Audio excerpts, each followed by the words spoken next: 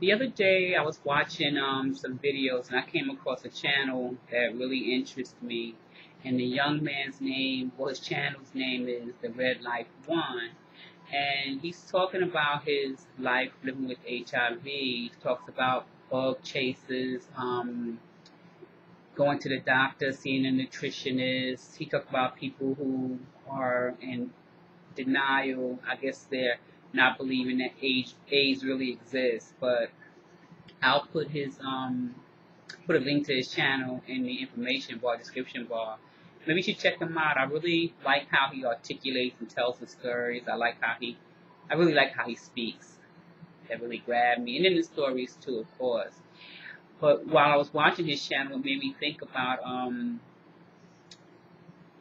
African American women who were catching this disease at such an alarming rate. It seems like our numbers, for whatever reason, are not going down like other groups, like gay men. Their numbers went down. Ours are going up, up, up, and it makes you wonder. It makes me scared, really, as a single woman, because I have my own speculations as to how we're catching it. That may not be the only way, but it just makes you scared. It made me think about people I know who had the disease. My sister had it. She passed away in the early 90s, and I remember my mother did not want to tell people what she passed of. I don't remember her suffering too long. I believe she was diagnosed with it kind of late, so maybe at that time, if you didn't catch it early, you really didn't have a long time to live. But she, of course, was a young woman. And me, myself, when it first happened, I didn't really want to tell people what it was that she passed away from. It wasn't until a couple of years later that I decided, that was my sister and I loved her very much. And there was really no shame in me saying that she passed away from AIDS because that's what she died of. People really didn't ask me, too many questions. I just said it and that was it. But our numbers are not going down. What is going on? And I know, like me, a lot of you are scared too because we're catching it. And where are we getting it from? I mean, I have my own speculations, like I said, but I don't want to accuse anybody of doing something if they ain't doing it, but it's coming from somewhere, and especially heterosexual African American women who are not drug users. Are we all getting blood transfusions? I don't know. But like I said, I was watching his videos and it prompted me to go to the CDC's website. I go to the website and what do I see? We have our own section. Do you hear me? African Americans. I didn't see anything for white people, Latin people, Asian people, African Americans. So that lets you know that we are in dire straits. And I don't know why. I mean, are we really, I know we don't talk about it a lot.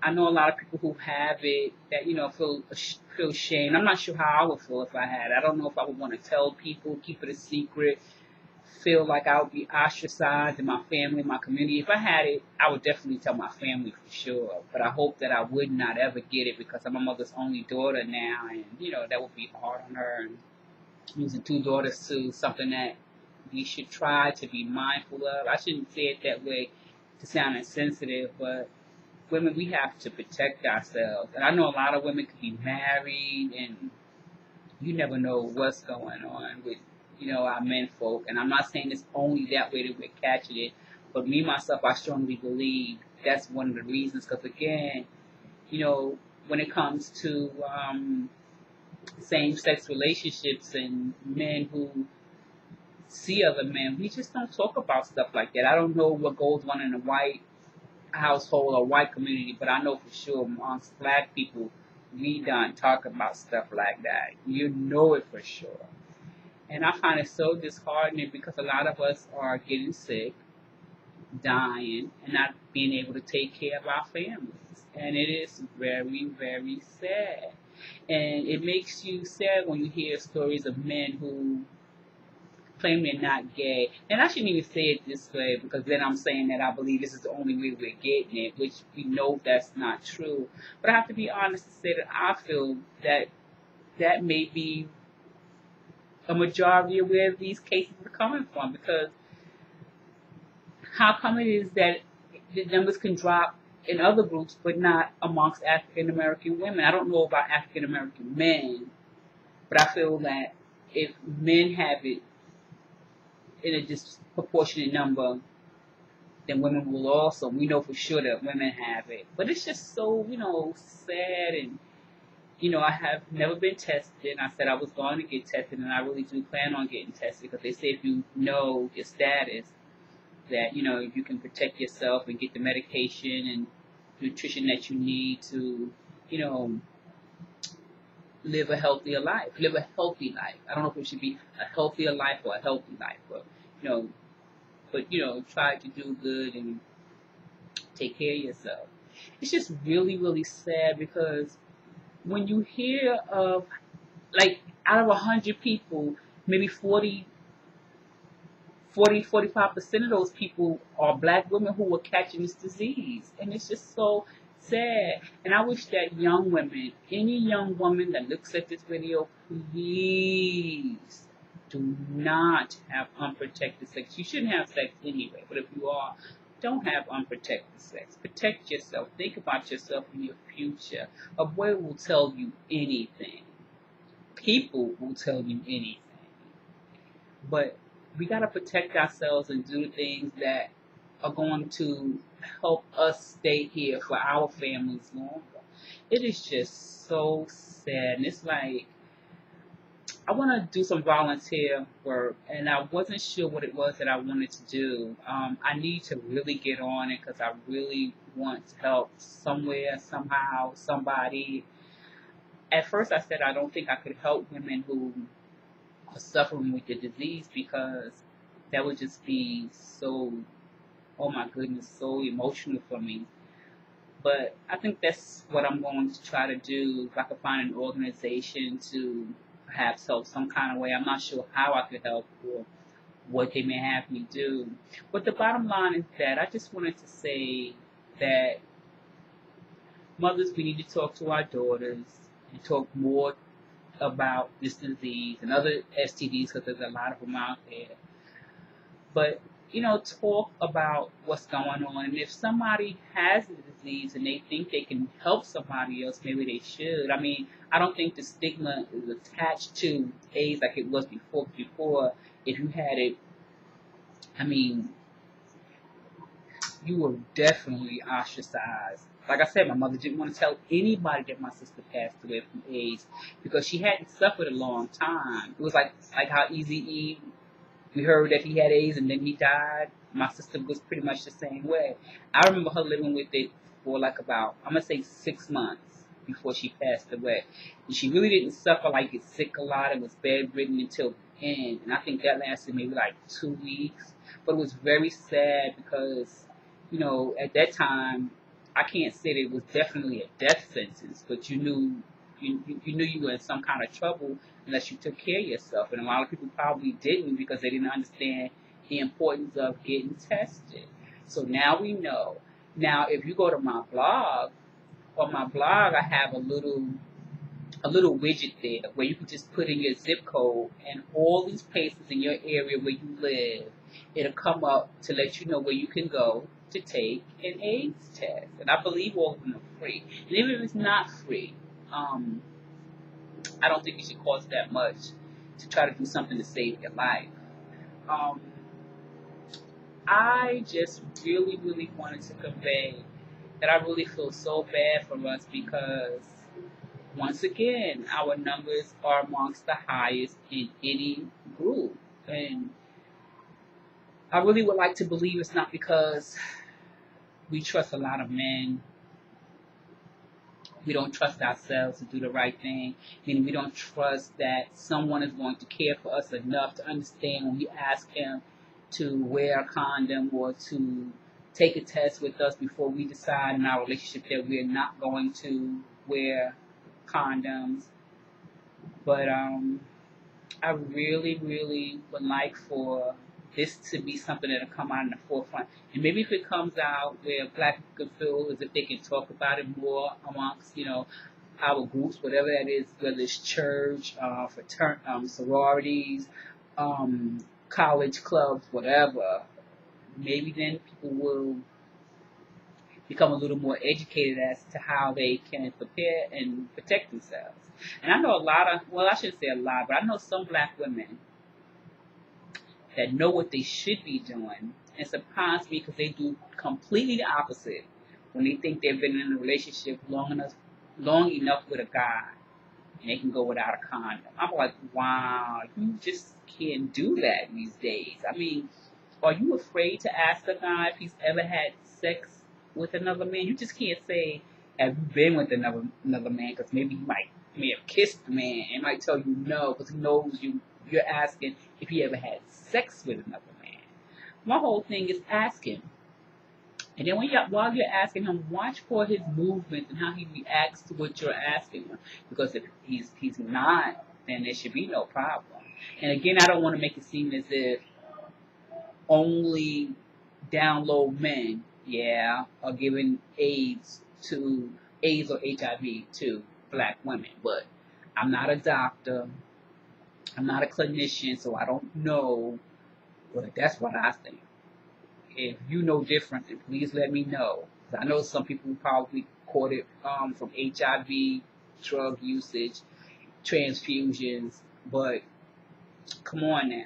Our numbers are too high. We have to do a lot, anything. If you can volunteer to help somebody, talk to young women, let them know way before they start having sex, because all this stuff comes, when I was young, the most you had to worry about if you had sex with a boy was getting pregnant. And maybe here and there with some people that may have caught an STD, chlamydia, or whatever. Now you have to worry about all that and AIDS that can kill you too. I mean, come on, that's a lot for young people. And the thing of it is that it's not just women in their 20s, 30s, and 40s. Women in their 50s and 60s are also catching this disease too. 50s and 60s. You in your twilight years, ready to sit down and chill, go to the Bahamas and have fun and all that, and you got to worry about taking a cocktail of medication because you have AIDS. It's just really shocking to me. I shouldn't even, because, like I said, watching his video really made me think a lot about, like I said, my sister's situation, my mother and how she may have felt, myself and how I felt. It made me also think about, black women I know and love who may become one of those statistics because, well, I really would like to always think that it's not because someone's being dishonest with them. Like I said, I've never been tested. I need to. I want to. I've been wanting to for years. And just because I feel fine doesn't mean that I don't have anything. Because my sister was fine for a good while, and they say it incubates in your body for it could anyway, for a few years, maybe 10 years is what I heard. I don't know if anything's changed since then. But if you get a chance, go over to cdc.gov and check it out. Also hit my blog too. And like I said, look for that little widget. And just put in your zip code and it'll show you all the places in your area where you can go and get tested. I really do believe, and I'm sitting here saying to you to go get tested, and I never have. But I will. I'm going to make it my business to do it this summer before any snow hits New York City. How that sound? Yeah, any snow hits New York City, I'm on it.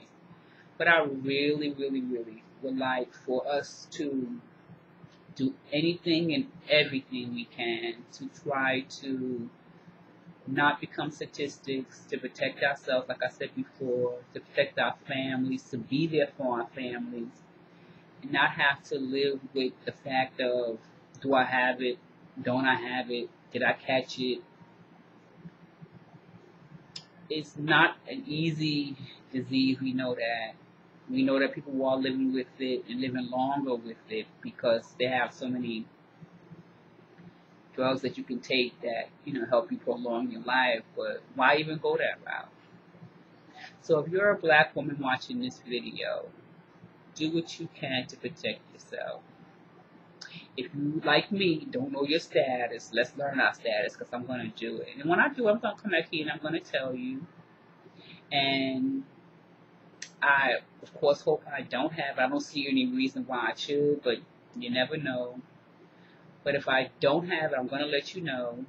And if I do have it, after I cry my eyes out, I'm not going to go that way. But I just want to be an advocate to get a little message across. It doesn't always have to be a big one. But I just want women, period, people, period, anybody, just take care of yourself. Take care of yourself. And do everything you can to protect yourself. Because if you don't protect yourself, some of these people in the world sure won't do it for you. So you got to do it. And let's talk more about AIDS and how it affects us and our families and definitely our communities. So I'm going to end this video right here because I want to go wash my hair, which is dry as I mean, it's so dry. It feels like a Brillo pad. So I want to go wash my hair.